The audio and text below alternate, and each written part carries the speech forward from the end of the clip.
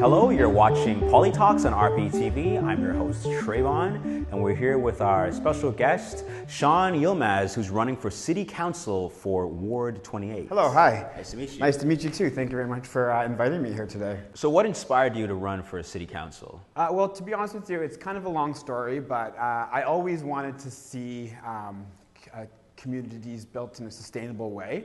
I had a passion to see sustainable development, and I went to university for that, and then after graduating, I actually moved to the City of Toronto. And a lot of stuff was happening in City Council, and a lot of decisions were being made that I would consider to be backwards. For example, one of the first things I remember happening was the removal of the Jarvis bike lanes.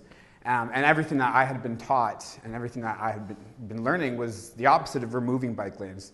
So the same thing kept happening, and it was just kind of very frustrating for me to see these things happening and these changes taking place. But in the end, I decided, you know what, if I really want to see the change that I think is the right direction for Toronto, I figured I'd take a stab at City Council this year. It's been a dream of mine to sit on City Council eventually, but I figured this would be a great time to start campaigning and just get some support. Okay, so what do you want to accomplish, and how will you get it done?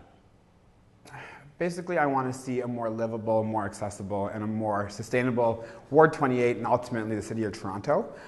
So basically, I want people from our communities to actually feel a sense of community.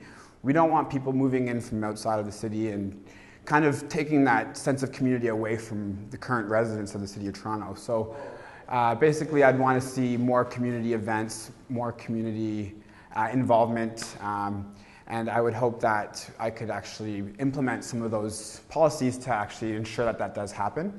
For example, something like this, Regent Park TV, it's a great thing to have as a resource for not only the community members to stay connected, but also for the youth to be engaged and actually be able to come down here and actually do the work and learn some life skills while doing it. What would you do to support programs like this? Making sure that we have enough funding to keep these kind of programs surviving. This is a priority in my opinion, and I think that that should be something that we are constantly making sure that the funds are available. We could also look for corporate partnerships. I know that's the new thing, and I know there's tons of people out there and tons of companies that would want to fund something like this, so I'd be looking in those directions as well. What do you think the issues are in this community? You know, every community has different issues. Yeah. Regent Park has had a long history. It's one of the more known neighborhoods in probably Canada, but we've just went through a great redevelopment and revitalization of Regent Park.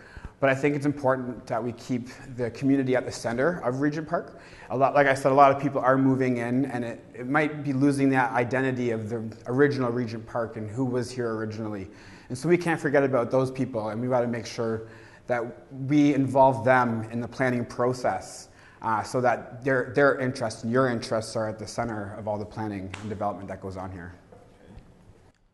Overall, what is it that you'd like to change?